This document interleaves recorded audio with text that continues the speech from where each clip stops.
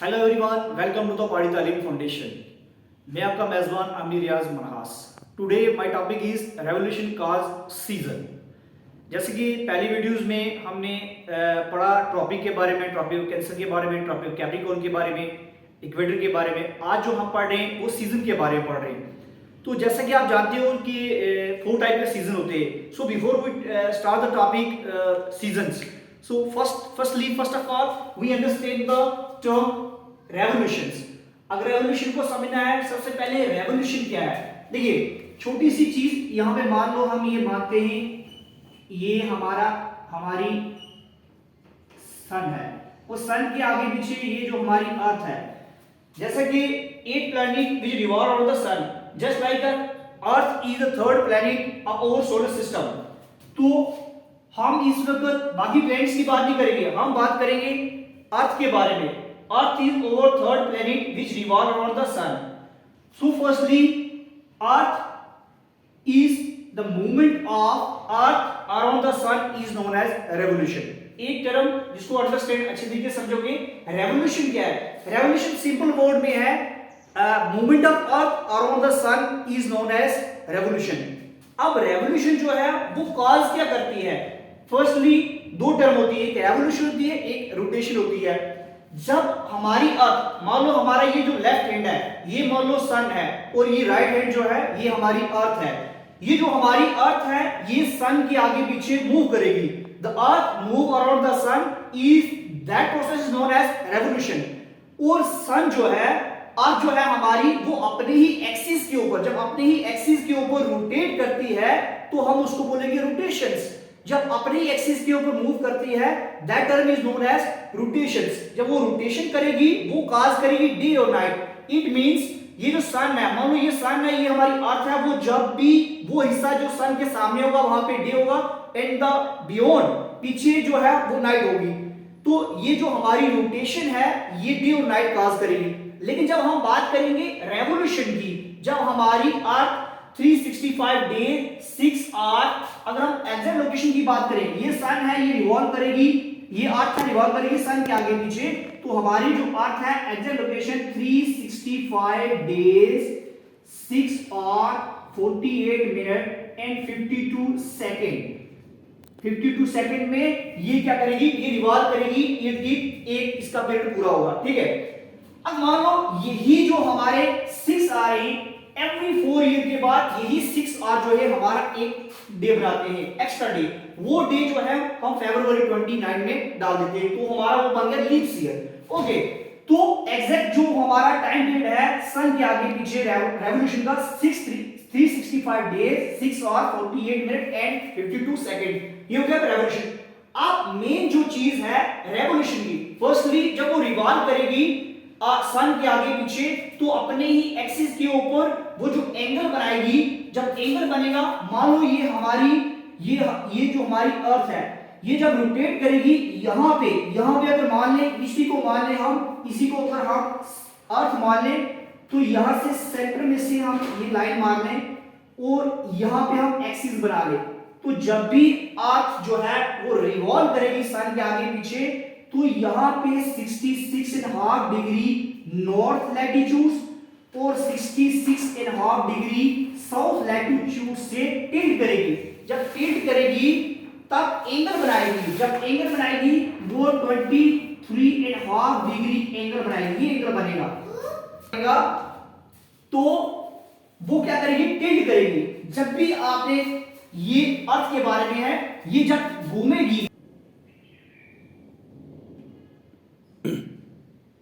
हाँ, तो यहां पे जब एंगल बनेगा 23.5 डिग्री एंगल बनाएगी अर्थ हमारी और टिल्ट करेगी। मान लो मैंने बोला ये हमारी सन है, ये अर्थ है, अर्थ जो है वो रोटेट करेगी, सॉरी रिवॉल्व करेगी। जब रिवॉल्व करेगी साथ में वो क्या करेगी, रोटेट करेगी। जब रोटेट करेगी वो रोटेट करते करते टिल्ट भी करेगी। जब टिल्ट करेगी 66.5 डिग्री नॉर्थ लैटिट्यूड से और 63.5 डिग्री साउथ लैटिट्यूड से वो करेगी, टिल्ट करेगी। कभी जो सन है वो टिल्ट करके नीचे चली जाएगी साउथर्न हेमिस्फीयर में, और कभी टिल्ट करके नॉर्थर्न हेमिस्फीयर में, फिर वो सेंटर पे आ जाएगी इक्वेटर के ऊपर, और फिर घूम के नॉर्थर्न हेमिस्फीयर में, एंड देन जाके वो इक्वेटर पे, फिर साउथर्न हेमिस्फीयर पे। तो ऐसे करके जब ये टिल्ट करती है, टिल्ट की वजह से ही हम जब टिल्ट करेगी तो सीजन देखने को हमें मिलेंगे। अब टिल्ट के साथ साथ जो हमारी अर्थ है, जब भी हमने बहुत बार ऐसा हमने देखा है, बहुत बार हमने टर्म सुनी है कि सन is over the head of tropic of Cancer, a sun is going to the southern hemisphere, a sun is going to the northern hemisphere। लेकिन एक्चुअल में देखा जाए sun is stationary, standing on a one position and all the planet revolve around the sun. Sun एक ही जगह पे खड़ा, ये हिल नहीं रहा। लेकिन जब टर्म यूज करेंगे हम ये टर्म यूज करेंगे, सन जो है वो कभी हमारे नॉर्दर्न हेमिस्फीयर में चला जाता है, कभी साउथर्न हेमिस्फीयर में चला जाता है, कभी इक्वेटर के ऊपर आ जाता है। और देखो सबसे समझने वाली जो चीज है रेवोल्यूशन की, सीजन की, वो यहां से समझते हैं दो चीजें। एक तो टिल्ट की वजह से हमें सीजन देखने को मिलेंगे। अर्थ जो हमारी है कभी नॉर्दर्न हेमिस्फीयर में चली जाएगी, यानी कभी हम नॉर्दर्न हेमिस्फीयर में चली जाएगी, कभी साउथर्न हेमिस्फीयर में चली जाएगी, कभी दोबारा इक्वेटर पे आएगी। वो जब इक्वेटर पे आएगी तो वहां पे डे और नाइट बराबर होंगे। अब देखो मान लो हमने यहाँ पे ये जो हमने सर्कल बना लिया, यहाँ पे जो हमारा है, ये हमारा जो है ये हमने बनाया दिसंबर का महीना। तो दिसंबर यहाँ पे है। अब दिसंबर में क्या होता है, दिसंबर में मान लो ये हमारी अर्थ है। अब यहां से हमने एक्सिस बनाया, ये जो हमने एक्सिस बनाया ये 66.5 डिग्री नॉर्थ लैटिट्यूड में बनाया है, और एंगल जो बनाएगी बीच में वो 23.5 डिग्री एंगल बनाएगी। यहां से जो हमारा नॉर्दर्न हेमिस्फीयर है, जब भी ये जो पोर्शन है, जब भी ये अर्थ है, अर्थ के सामने जो पोर्शन है यहां पे दिन होगा और पीछे जो होगी वो रात होगी। तो ऐसे ही हम मान लो ये इस वक्त दिसंबर का महीना चल रहा है, तो दिसंबर के महीने में नॉर्दर्न हेमिस्फीयर में विंटर सीजन होता है। सेम एज कंपेयर टू हम साउथर्न हेमिस्फीयर में चले जाएं तो इसी सीजन में दिसंबर के महीने में साउथर्न हेमिस्फीयर में समर का सीजन होगा। ऐसा क्यों है? बेसिकली क्या है, ये जो हमारी अर्थ है, हमारा जो सन है, ये डायरेक्टली यहां पे लाइट्स पड़ेगी, और अर्थ की टिल्ट की वजह से हमारा जो साउथर्न हेमिस्फीयर है वो आगे आ जाएगा, यानी हमारा नॉर्दर्न हेमिस्फीयर थोड़ा सा झुक जाएगा, ये पीछे झुक जाएगा, और जो साउथर्न हेमिस्फीयर का पार्ट है वो सामने आ जाएगा। सामने की वजह से क्या होगा, ये जो नॉर्दर्न हेमिस्फीयर है इस पे जो सनलाइट जो है वो डायरेक्टली पड़ेगी। जब डायरेक्टली पड़ेगी तो तभी यहाँ पे कौन सा सीजन आएगा, यहाँ पे समर सीजन चलेगा, क्योंकि जो लाइट्स है वो डायरेक्टली पड़ेगी साउथर्न हेमिस्फीयर के ऊपर, और नॉर्दर्न हेमिस्फीयर जो है हमारा झुक जाएगा। तो डायरेक्टली यहाँ पे लाइट नहीं पड़ेगी, तो स्लाइटली यहाँ पे लाइट पड़ेगी। जब स्लाइटली यहाँ पे लाइट्स पड़ेगी तो इस पोर्शन के ऊपर लाइट्स नहीं पहुंच पाएगी इस वक्त, इसलिए इस पोर्शन में हमें अंधेरा मिलेगा। तो दुनिया में 3 कंट्री हैं, नॉर्वे, स्वीडन और फिनलैंड। तीनों जो कंट्रीज हैं वो ऐसी पोजीशन पे, ऐसी लोकेशन पे हैं जहां पे 6 महीने दिन होता है और 6 महीने रात होती है। जब दिसंबर का महीना आता है नॉर्दर्न हेमिस्फीयर के ऊपर, वहां पे क्या होगा, 6 मंथ वहां पे रात ही रात वहां पे देखने को मिलेगी।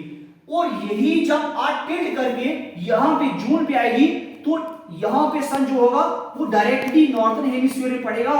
नॉर्दर्न हेमिस्फीयर में पड़ने से क्या होगा, यहां पे आप स्वीडन, नॉर्वे और फिनलैंड में यहां पे 6 महीने दिन रहेगा। क्यों? क्योंकि सनलाइट जो है वो directly over the head of tropic of cancer पे पड़ेगी, ट्रॉपिकल कैप्रिकॉर्न पे नहीं पड़ रही, क्योंकि अर्थ की टिल्ट की वजह से। यहां पे क्या होगा, यहां पे जब अर्थ टिल्ट करेगी जून के महीने में तो नॉर्दर्न हेमिस्फीयर यहां से झुक जाएगा, और यहां पे साउथर्न हेमिस्फीयर जो है वो बाहर निकल जाएगा ये पोर्शन। इसलिए सन की जो रेज है वो डायरेक्टली यहां पे पड़ेगी, यहां पे पहुंच नहीं पाएगी, क्योंकि टिल्ट करके जो हमारा साउथर्न हेमिस्फीयर है वो जरा पीछे चला जाएगा। तो यहां पे जब भी दिसंबर का महीना आया, दिसंबर के महीने में नॉर्दर्न हेमिस्फीयर में विंटर सीजन होता है as compare to the southern hemisphere, यहां पे समर सीजन आएगा।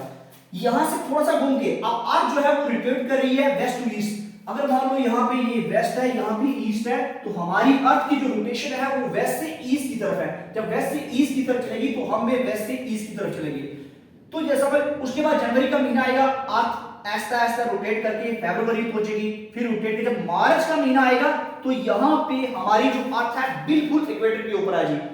देखो दिसंबर के महीने में हमारी जो अर्थ है वो टिल्ट करके साउथर्न हेमिस्फीयर में चली गई थी, अब वहां से टिल्ट करके वो इक्वेटर के ऊपर। जब भी यहां पे मार्च का महीना, थोड़ा सा एक और चीज समझ लेते, जब भी दिसंबर का महीना होगा तो यहां पे सबसे लॉन्गेस्ट, नॉर्दर्न हेमिस्फीयर में सबसे शॉर्टेस्ट डे होगा और सबसे लॉन्गेस्ट नाइट होगी नॉर्दर्न हेमिस्फीयर में।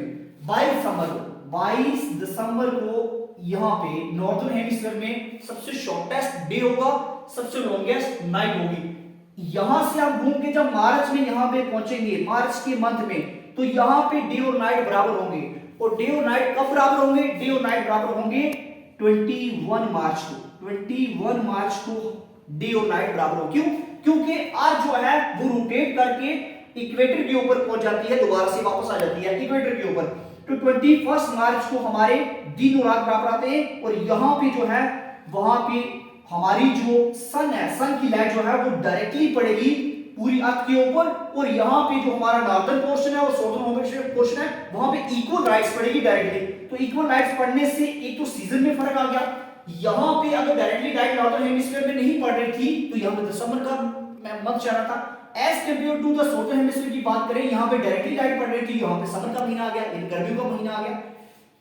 तो सेम एज कंपेयर टू अगर यहाँ पे 21 मार्च को यहाँ पे नॉर्दर्न हेमिस्फीयर में, अगर नॉर्दर्न हेमिस्फीयर की बात करें, यहाँ पे स्प्रिंग सीजन चलता है और साउथर्न हेमिस्फीयर में ऑटम सीजन चलता है। वो क्यों? देखो यहाँ पे लाइट्स एक तो बराबर यहाँ पे पड़ेगी साउथर्न हेमिस्फीयर नॉर्दर्न हेमिस्फीयर में। जब भी 21 मार्च की बात चली तो नॉर्दर्न हेमिस्फीयर में स्प्रिंग सीजन चलेगा और साउथर्न हेमिस्फीयर में ऑटम सीजन चलेगा। सेम एज ए केस जब सितंबर 23 को अगर हम 23 की बात करें तो यहां पे उल्टा होगा। यहां पे क्या होगा? नॉर्दर्न हेमिस्फीयर में ऑटम सीजन चलेगा और साउथर्न हेमिस्फीयर में स्प्रिंग सीजन चलेगा।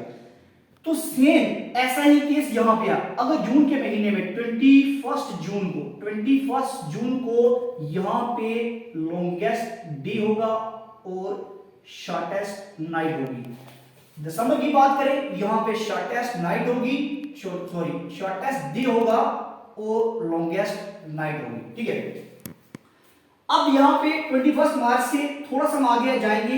जब आगे जाएंगे अप्रैल के महीने में, फिर मई में, फिर देन जून में। जब जून में हम पहुंचेंगे यहां पे तो हमारी अर्थ जो है वो टिल्ट करके यहां पे नॉर्दर्न हेमिस्फीयर जो है वो थोड़ा सा झुक जाएगा। जब नॉर्दर्न हेमिस्फीयर आगे आ जाएगा, नॉर्दर्न हेमिस्फीयर जो है वो फॉरवर्ड करेगा। जब आगे आ जाएगा यहां इस तरफ सन की तरफ झुकेगा तो साउथर्न हेमिस्फीयर पीछे चला जाएगा। जब साउथर्न हेमिस्फीयर पीछे चला जाएगा ये एक्सपीरियंस करेगा कि यहां पे क्या है, यहां पे है विंटर सीजन। तो साउथर्न हेमिस्फीयर में क्या होगा? विंटर सीजन होगा, और नॉर्दर्न हेमिस्फीयर में क्या होगा? समर सीजन होगा। क्यों समर होगा? कि सन की जो डायरेक्टली लाइट जो है वो पड़ेगी कहां पे? ट्रॉपिक ऑफ कैंसर के ऊपर। जब भी अर्थ को मैंने पढ़ाया, मैंने कहा मान लो ये अर्थ है हमारी, मान लो बीच में से एक इमेजिनरी लाइन जा रही है, इसके 23.5 डिग्री पे ट्रॉपिक ऑफ कैंसर है, 23.5 डिग्री साउथ लैटिट्यूड पे ट्रॉपिक ऑफ कैप्रिकॉर्न है। जब हमारा सन टर्म हम जब यूज करते हैं, sun is go to the southern hemisphere that experience the winter season, and again the sun is overhead the tropic of cancer and that experience the summer season. Okay, तो यहाँ पे summer season हमें इसलिए देखने को मिलेगा क्योंकि यहाँ पे क्या होगा? सन की जो लाइट्स है वो डायरेक्टली नॉर्दर्न हेमिस्फीयर पे पड़ेगी, इन ट्रॉपिक ऑफ कैंसर पे पड़ेगी, तो यहाँ पे समर सीजन होगा।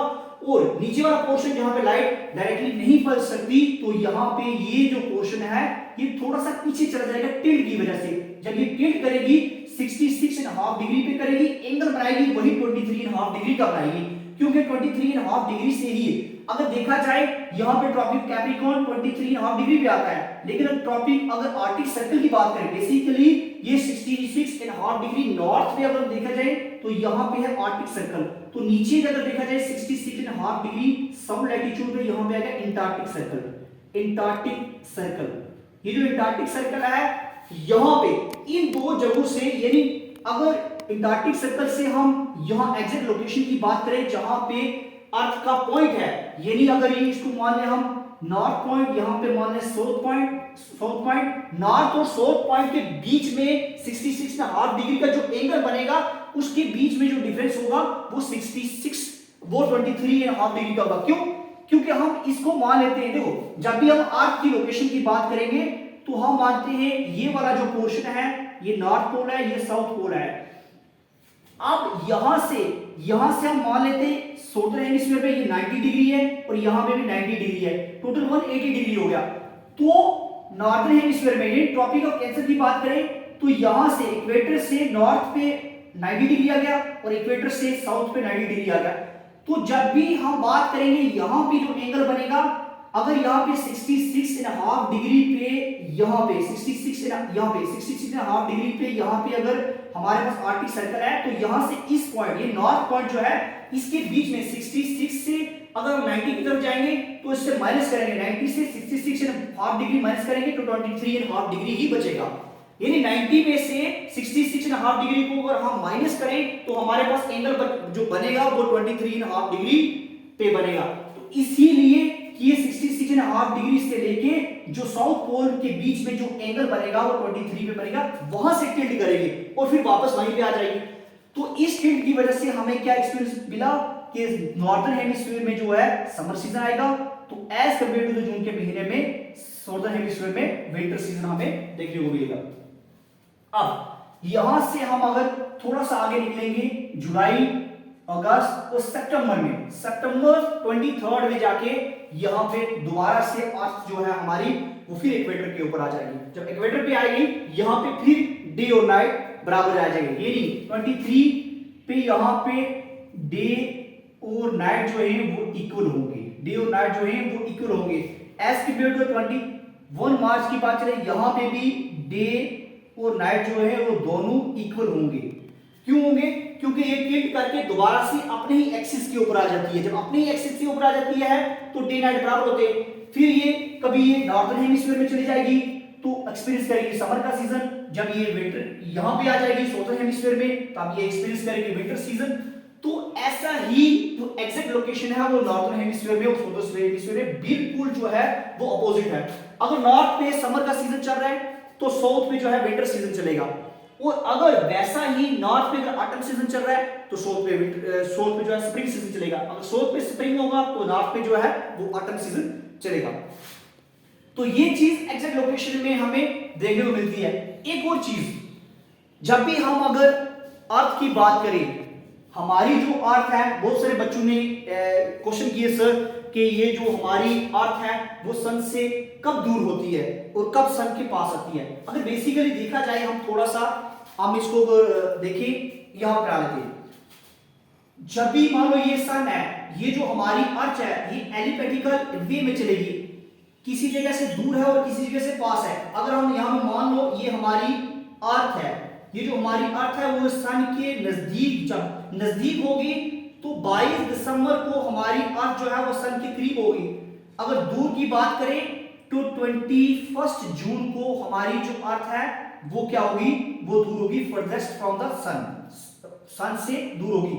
यानी अब दो सोर्स सेंटर हैं, ये पॉइंट और ये पॉइंट, समझने वाली बात है।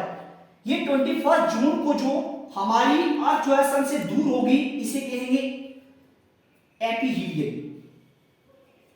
एपीहीलियन, एपीहीलियंस टर्म जो है उसका मतलब ये है earth is farthest from the sun, sun से दूर जब चली जाएगी एपीहीलियंस, और ये जब सन के पास होगी इसे बोलेंगे पेरीहीलियंस। पेरीहीलियन, हीलियन जो वर्ड है, हीलियंस का मतलब सन, नो पेरी का मतलब पास, एपी का मतलब away from the sun. Sun से जब दूर चली जाएगी 21 मार्च को, देखो अगर 21 जून को जो है ये अगर नजदीक होगी तो 21 जून को गर्मी होती है, तो दिसंबर में हमारे नॉर्दर्न हेमिस्फीयर में सर्दी होती है। तो ये कुदरत का ऐसा निजाम है, 22 दिसंबर को क्या होगी, हमारी जो अर्थ है वो सन के करीब होगी, इतनी करीब भी नहीं होगी। अब जो एग्जैक्ट लोकेशन है वो अगर यहां पे बात करें करीब की तो 47 लाख किलोमीटर, 47 लाख किलोमीटर ये जब पास होगी, 47 लाख किलोमीटर पास होगी। अगर हम बात करें दूर की, अवे फ्रॉम द सन, तो ये होगी 52 लाख किलोमीटर, यानी 52 लाख किलोमीटर। अगर देखा जाए एग्जैक्ट लोकेशन में सिर्फ 5 लाख किलोमीटर ही दूर होगी, ज्यादा दूर नहीं होगी। तो इस पॉइंट को जो नजदीकी पॉइंट है, the sun is farthest from the sun, the earth is farthest from the sun, that term is known as aphelions, sorry perihelions.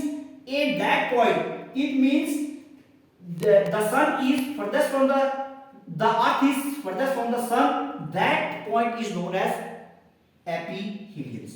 एपीहीलियंस और पेरीहीलियंस का ये कंसेप्ट आपको जो है वो अच्छे तरीके से समझना है। ये सीजन है, इसमें अच्छे तरीके से देख लो आप, यहाँ पे क्या कोई चीज ऐसी नहीं है जहां पे आपको समझ नहीं आई, अंडरस्टैंड आई। तो क्वेश्चन जो है मैक्सिमम जो यूपीएससी में, केएस में या जेकेएसएसबी में क्वेश्चन आते हैं वो इसी लेवल से आते हैं। सीधा क्वेश्चन नहीं आएगा, क्वेश्चन थोड़ा सा घुमा के आएगा। क्वेश्चन ये ऐसे आएगा कि जो हमारी अर्थ है वो जो किस डिग्री पे जाके टिल्ट करती है, वो जब टिल्ट करेगी तो कौन सी एंगल से बनाएगी, कौन सा एंगल बनाएगी, 23.5 डिग्री का एंगल बनाएगी या 66.5 डिग्री का बनाएगी। फिर जब वो टिल्ट करेगी और सन जब नॉर्दर्न हेमिस्फीयर में सन होगा तब नॉर्दर्न हेमिस्फीयर में कौन सा सीजन चला होगा, और जब सन जो है वो हमारा साउदर्न हेमिस्फीयर में चला जाएगा तब कौन सा सीजन होगा। तो क्वेश्चन इस तरह से भी आ सकता है, पुट अप हो सकता है कि अगर नॉर्दर्न हेमिस्फीयर में ऑटम सीजन चल रहा है तो साउदर्न हेमिस्फीयर में कौन सा सीजन चलता होगा, ऐसे क्वेश्चन आ सकता है। एपीहीलियंस और पेरीहीलियंस का क्वेश्चन आ सकते हैं, ऐसे आ सकते हैं 21 to 23 सितंबर को जो है वो कौन सा सीजन काज करती है नॉर्दर्न हेमिस्फीयर में। ऐसे सेम क्वेश्चन यहां पे पुट अप होता है 21 मार्च को कौन सा सीजन चलता है। अगर ये क्वेश्चन आ गया 21 मार्च को जो है वो नॉर्दर्न हेमिस्फीयर में, नॉर्दर्न हेमिस्फीयर में स्प्रिंग सीजन चलेगा तो साउदर्न हेमिस्फीयर में कौन सा सीजन चलेगा। तो ये सारी चीजें जो है वो घुमा फिरा के यहीं से एग्जामिनेशन के अंदर यहां से अगर ज्यादा ही मान लो कम से कम 20 क्वेश्चन तो यहां से आराम से बन सकते हैं इजीली तरीके से। तो आपने क्या करना है, इसी टॉपिक को अच्छे तरीके से रिवाइज करना है, 2-3 बार देखना है, अच्छे तरीके से अंडरस्टैंड हो जाएगा। इसमें इसी टॉपिक के अंदर कोई भी क्वेरीज आती है, कोई मुश्किल आती है तो आप कमेंट नीचे जो डिस्क्रिप्शन में आपको लिंक दिया होगा तो वहां पे आप कमेंट कर सकते हो। जो लिंक दिया हुआ लिंक के ऊपर हमारी बहुत सारी और वीडियो हैं जो आमिर आफ्ताब सर की हैं, वो हिस्ट्री के ऊपर हैं और उसके बाद अच्छे तरीके से साइंस के ऊपर है, वो देखो, उसको बार बार देखो, अच्छे तरीके से रिवाइज करो क्योंकि यही टाइम जो है एग्जामिनेशन का टाइम है, वक्त कैसे गुजर जाएगा आपको पता नहीं चलेगा। इसलिए यही कोशिश करो कि ज्यादा से ज्यादा जो है वो आप इन चीजों सीखो। जब आप वीडियो को 2-3 बार देखोगे तभी आप अंडरस्टैंड कर पाओगे यहां से कौन सी चीज हमने सीखनी है या कौन सी चीज हमें जो है वो नहीं समझ आ रही। तो कमेंट में नीचे आप कमेंट करो, हम नई वीडियो डालेंगे इसी के ऊपर।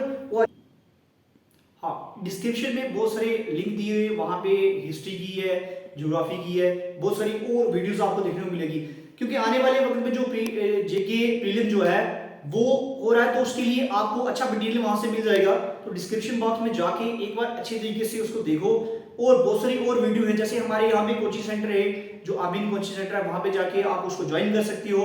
और जैसे कि जो आमिर आफ्ताब साहब ने जो पहाड़ी तालीम फाउंडेशन का जो इनिशिएटिव लिया है, बड़ा अच्छा इनिशिएटिव है, आप एक बार कोशिश करो उसमें आके तो अच्छे तरीके से। जो बहुत सारी और वीडियो भी उसके बीच में डाली हुई है, आप उसको देखो और अच्छे तरीके से रिवाइज करो क्योंकि ये जो वक्त है ये गुजर जाएगा। देखो, याद करने के लिए, तैयारी के लिए सबसे बड़ी चीज जो होती है वो कंसिस्टेंसी होती है। वो कंसिस्टेंसी का ये मतलब नहीं आपने आज 2 घंटे पढ़े, कल 4 घंटे पढ़ोगे, उसके बाद 8 घंटे पढ़ोगे, ये नहीं।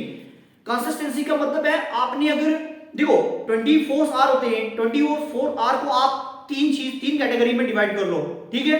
24 आवर को हम अगर 8-8 कैटेगरी में कर लें, 8 3 24, 8 घंटे आप सो जाओ, 8 घंटे बाकी सारा काम करो, 8 घंटे आपने पढ़ना ही पढ़ना है।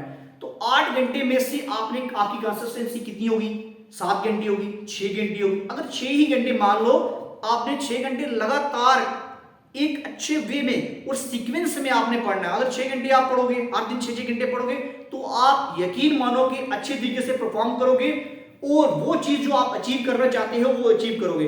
हर चीज को देखो, कॉम्पिटिटिव एग्जाम को क्वालिफाई करने के लिए आपके पास प्लान होना चाहिए, सबसे पहले प्लान होना चाहिए। अगर आप प्लान करोगे, प्लानिंग करोगे, आपने करना क्या है, देखो किसी भी चीज को लेके, अगर आप जेके एसएसबी की तैयारी कर रहे हो, आप जेके एसएसबी की तैयारी करो। अगर जेके पीएससी की कर रहे हो, आप उसी की तैयारी करो। अगर किसी और एग्जाम की कर रहे हो, उसी की करो। देखो, एक ही एग्जाम को लेके चलो, वही टारगेट होगा आपका, प्लान बनाओ उसका, एक स्ट्रेटेजी बनाओ। जब स्ट्रेटेजी बन जाएगी तो आपने क्या करना है, उसी स्ट्रेटेजी के ऊपर आपने टाइम टेबल बनाना है, हमने कितने घंटे पढ़ना है। तो उसी के हिसाब से जब आपके पास एक कंसिस्टेंसी होगी कि हमने 6 घंटे पढ़ना है, 7 घंटे पढ़ना है, या 4 ही घंटे पढ़ना है, तो आपने उसी दिन 4 घंटे पढ़ना ही पढ़ना है।